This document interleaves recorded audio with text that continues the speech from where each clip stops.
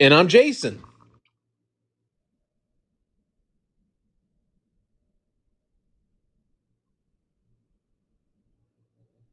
Thank goodness. Although it's been kind of a nice winter. I've kind of liked it. Just it's been so different than what we're used to.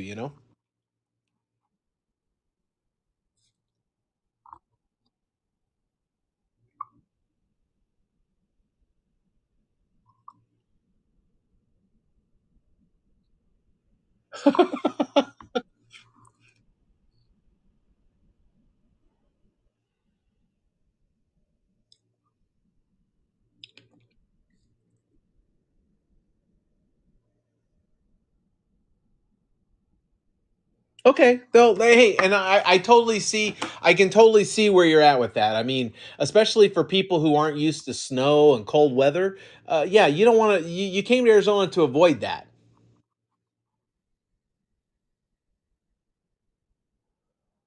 Right. What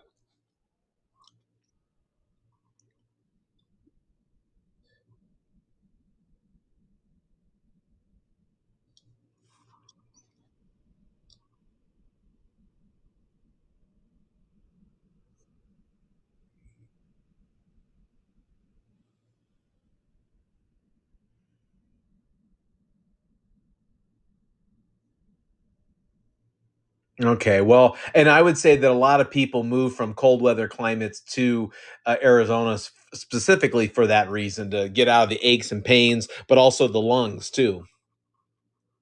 The dry air is good for people.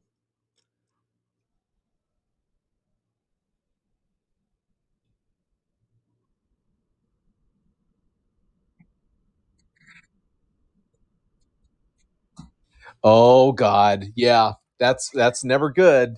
That's never good because allergies, especially when it rains. I mean, we get a lot of allergies that perk up that we never even knew were existed. You know what I mean?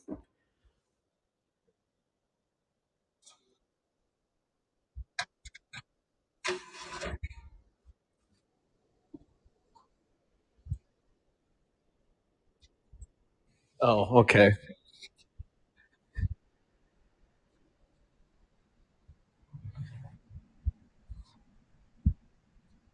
Oh, yeah.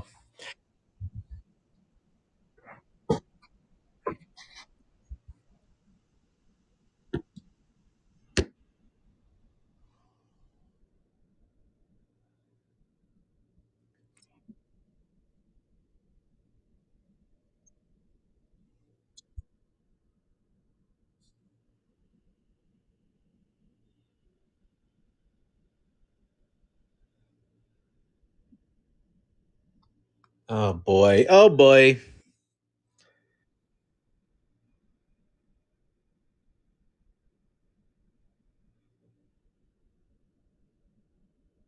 Okay. Okay. Okay.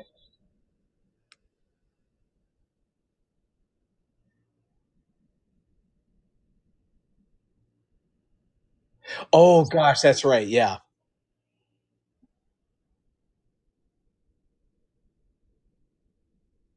Yeah, I know. It goes by fast.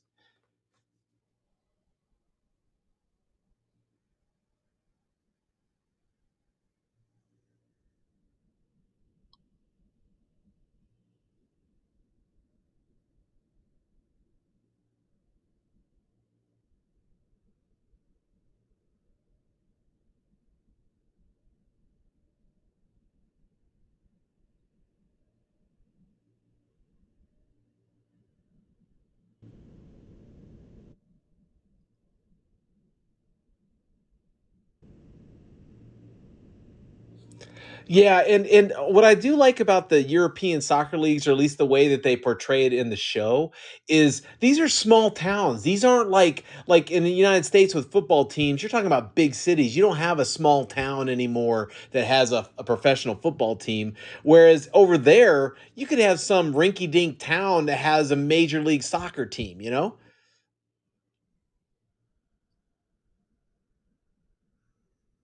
Yes.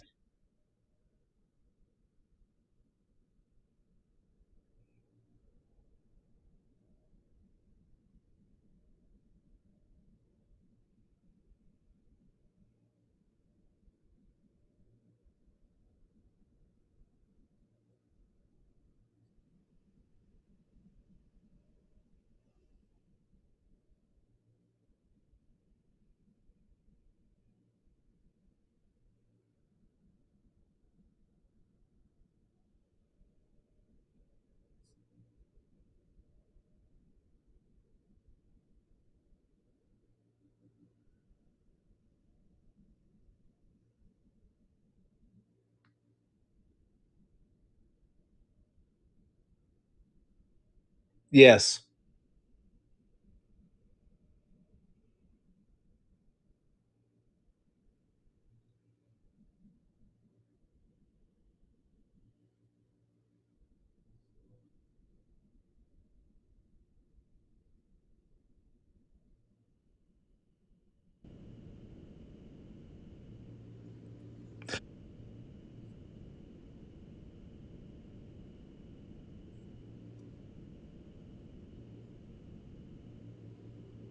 Well, it definitely brings in a new idea that we don't do here in the United States with our professional teams.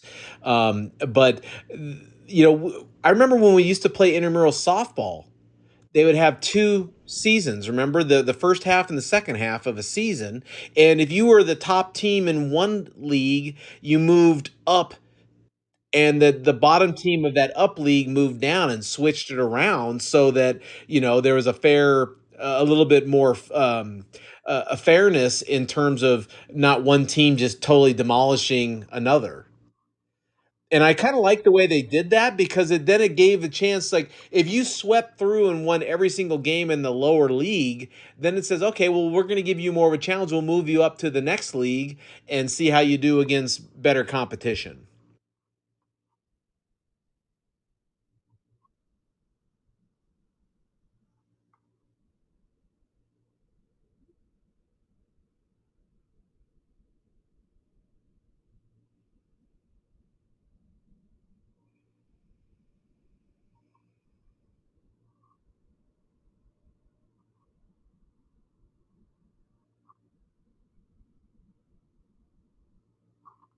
Yeah.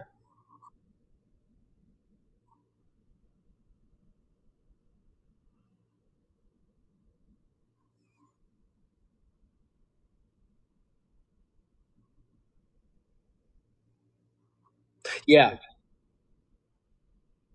Yeah, well, and also, you talk about Wrexham and what a difference the right kind of owner makes. Um, for those teams. I mean, you get the right kind of owners that say, okay, we're gonna have to spend some money to make the money to get up to the better league. They may spend a little bit more to get the right kind of players, and they might spend more money to improve the stadium where they know they're going to be getting the concessions and getting the people coming to the game. So it makes a difference with those smaller teams that they say, hey, we have a chance to move up every year. And even this year, I haven't been watching the FX Wrexham documentary this year, but I've been following the team to see how they're doing this year and how they're performing.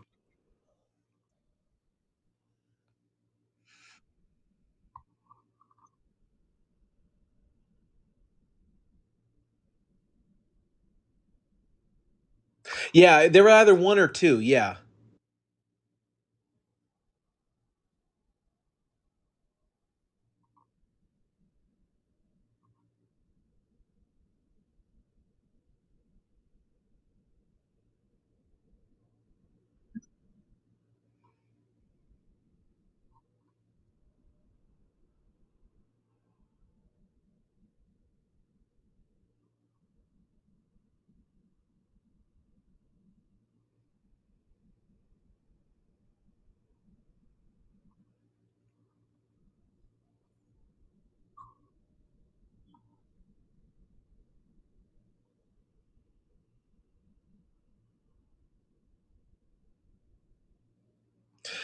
I think that the loyalty of the fan base doesn't change per se.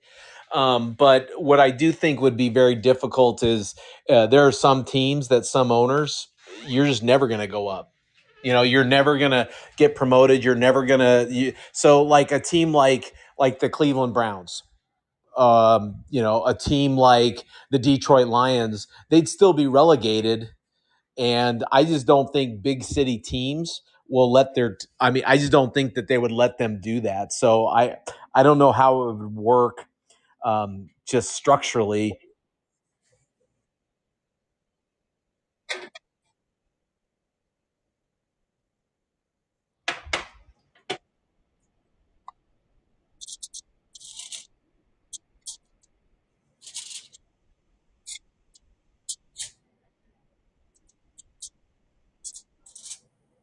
Okay.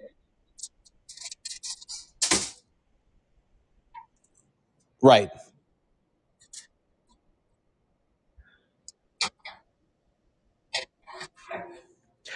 Yeah, like, are you trying to win championships or are you trying to make money?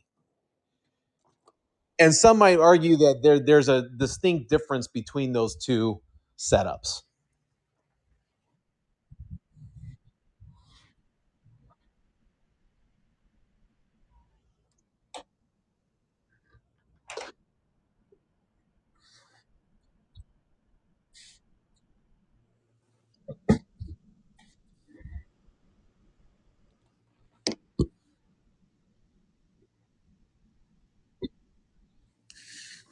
Yeah, and let's look at. I mean, I can look at the Suns right now.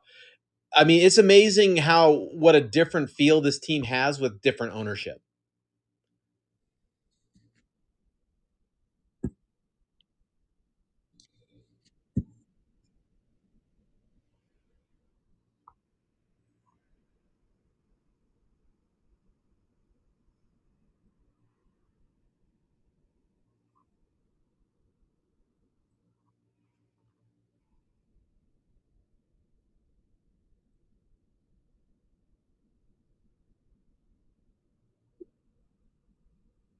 So and I guess and I get the sneaking suspicion that there's probably an XFL team that could compete and beat a NFL team, right?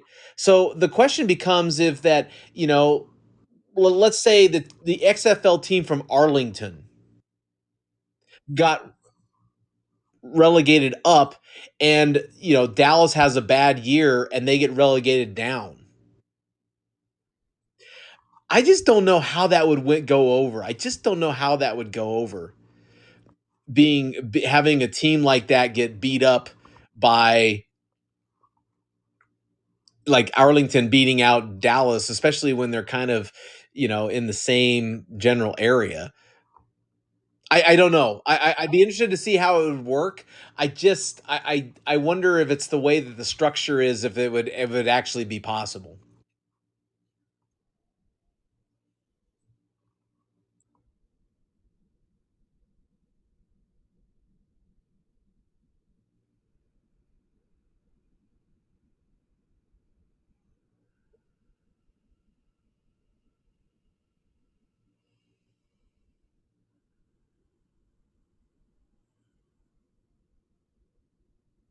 The other thing to keep in mind too is if I'm an XFL, my salary, overall salary of my team is a heck of a lot less than the Houston Texans, right? Let's just say the Houston Texans.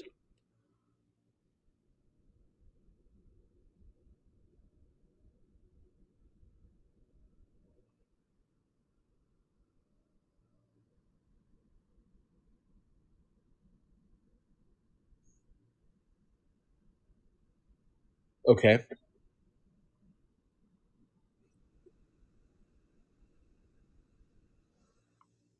Yeah, and I don't know how they do it. That's a good question because I don't know how they do it. I mean, like Wrexham, for example, that town. I mean, their entire citizenry is fan based. They have a soccer team that's their fan base, right? So that's a loyal fan base. I don't know if a small town team like that in the United States would work the same in the NFL, going from XFL to NFL, for example.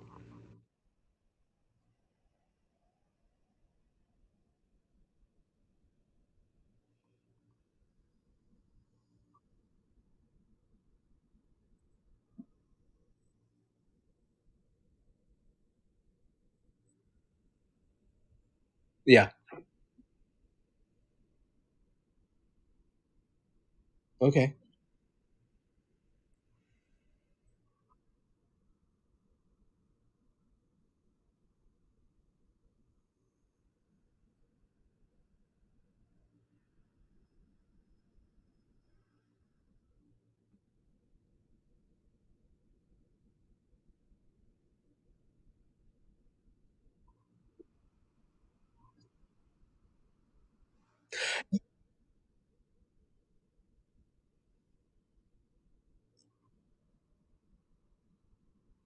Yeah, I mean, I will say this: the fan base of when you think that the fan base of the World Cup that just happened last year or this year, you're talking 2 billion people watching that thing. It makes us look pretty insignificant when you have 100 million people watching the Super Bowl.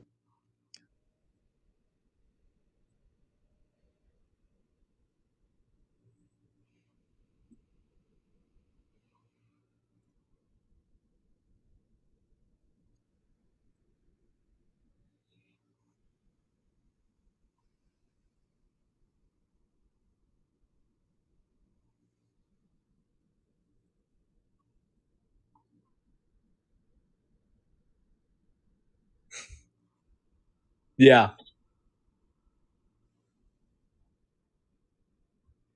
Oh, okay. It was his. Yeah, Mexicans are going for the Mexican team. Yeah.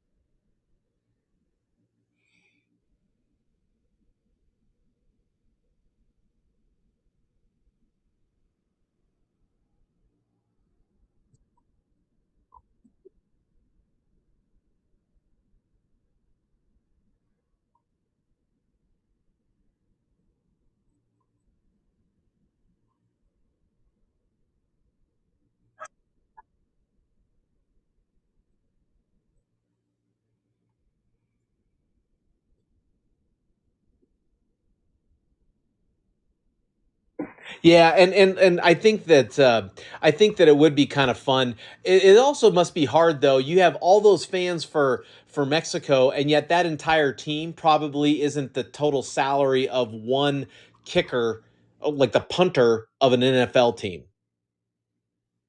You know what I mean? Like so you keep that in mind. It's like, oh, it'd be great to have that kind of fan base. It'd be great to have all that stuff going on.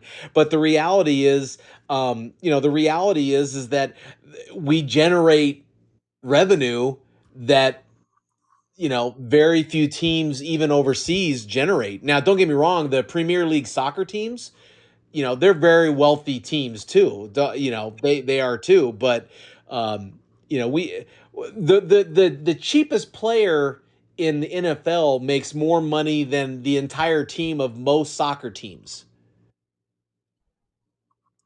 And when you keep that in mind, the NFL probably says, I don't need to do a relegation. We have the most valuable asset in sports as a corporation. Why do I need to change anything? It works just as well as what it does. I'm sure that's what they say, and yet part of me is like with you. I'd love to see the Hackensack, New Jersey Buffaloes move up to the NFL and take out the Detroit Lions.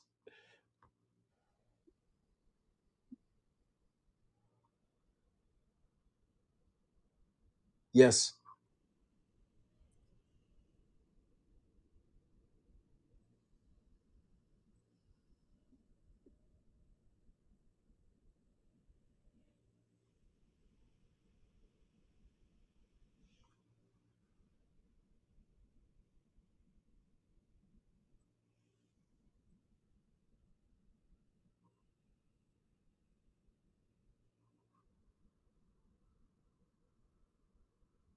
Right.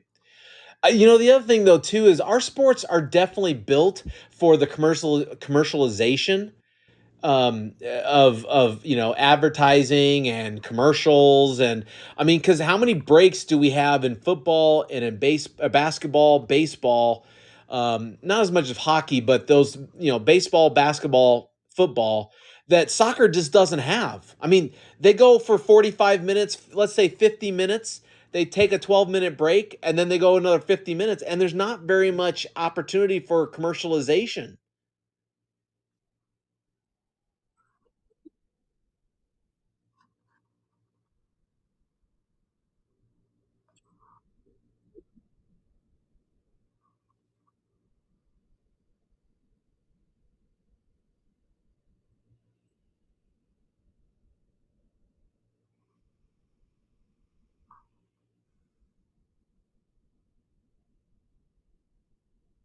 Okay. Okay.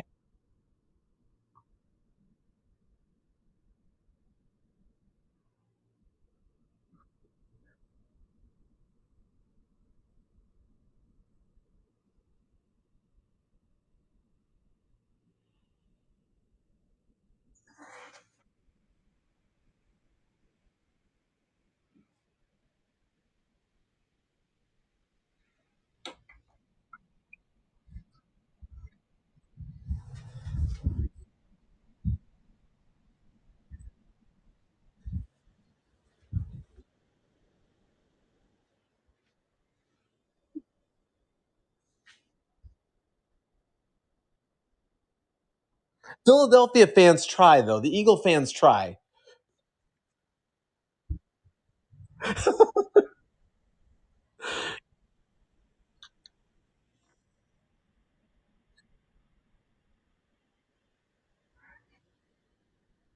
Well, and I mean, that's the other thing is that most of these soccer teams are not in the Premier League. So most of these teams are used to, or most of these fan bases are used to, ineptitude and the inability to promote and, playing in the wallows of the dregs of soccer.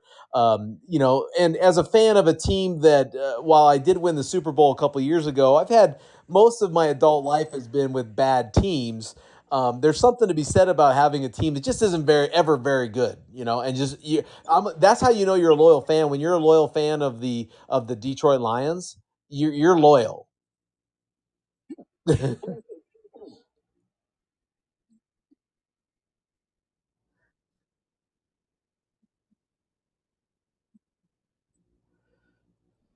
Yeah, right.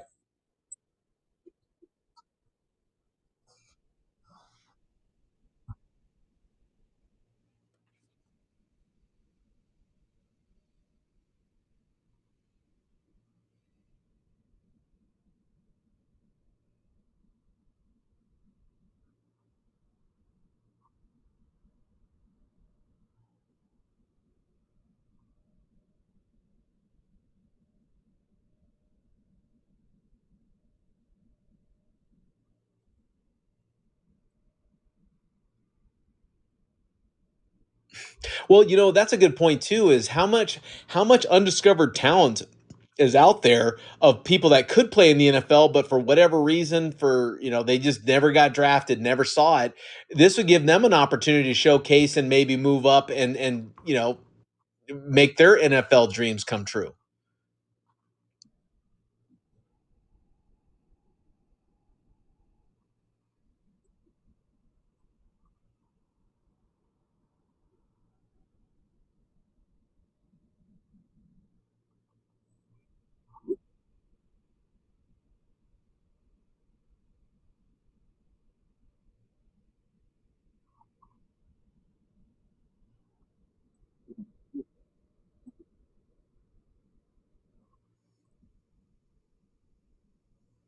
Okay. Yeah, and it's weird though because while they do have a tiered system, it's very controlled. Like you wouldn't have the Miami Marlins move down and be replaced by their AAA team, but maybe that's what you would do is say, "Hey, my AAA team is better than your, major league team. Let's switch those players."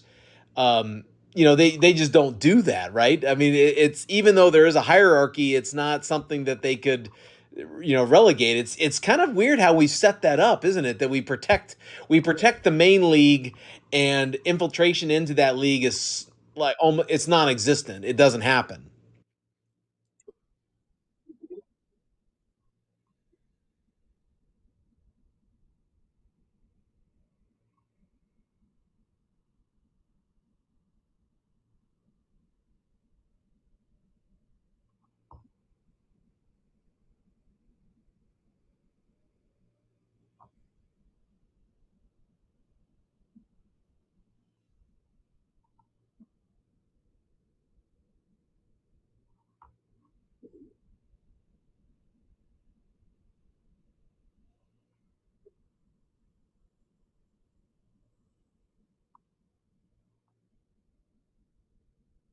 Right.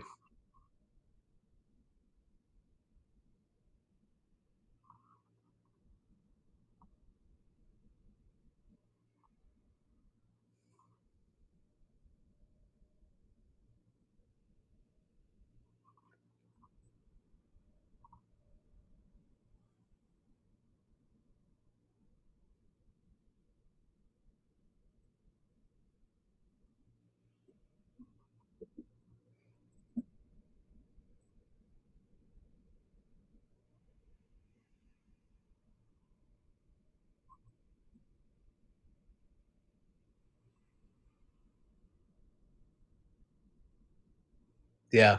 Yeah, it's too bad they don't do like a Pac-12 tournament of the 7 through 15 teams, like mean like they have that the so the worst team in the NBA could beat and make the playoffs even though they had a shitty year all year because they won their tournament.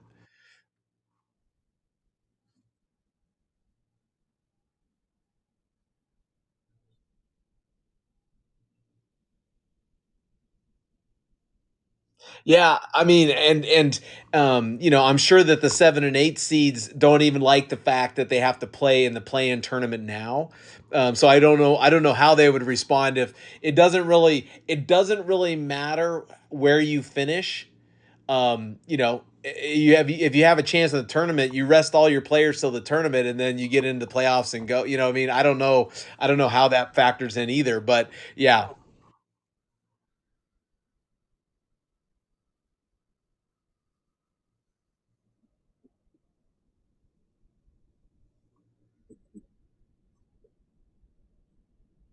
got it. Okay.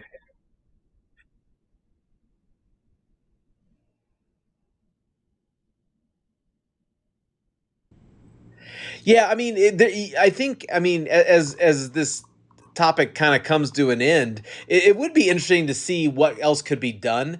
And you're right. The league or the teams over in Europe don't seem to have a money problem. I mean, those players make in the top Premier League, 20-30 million dollars a year for a player.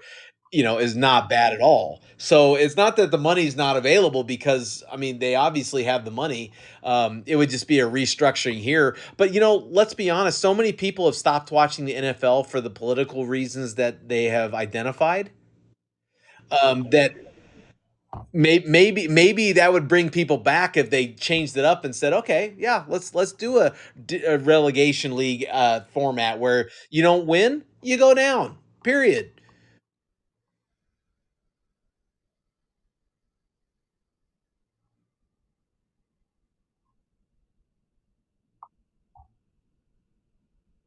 Maybe.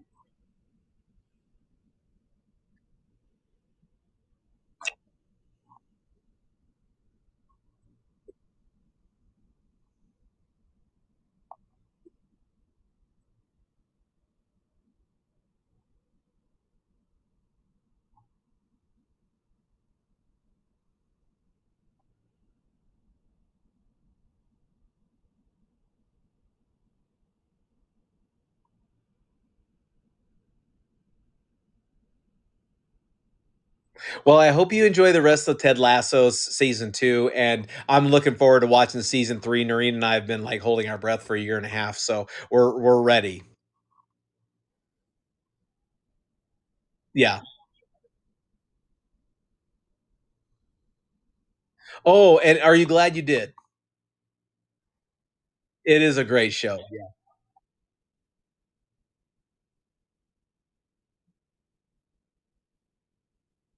Yeah. Oh, awesome, awesome. That's great. Well, I hope our listeners watch the show too. It is really a fun show. A lot of heart. Roy Kent. All right. Well, thanks for listening, everybody. We appreciate you as always. That was Scott. I'm Jason. And as always, if you never know quite what to say, just have yourself some liquid carnage.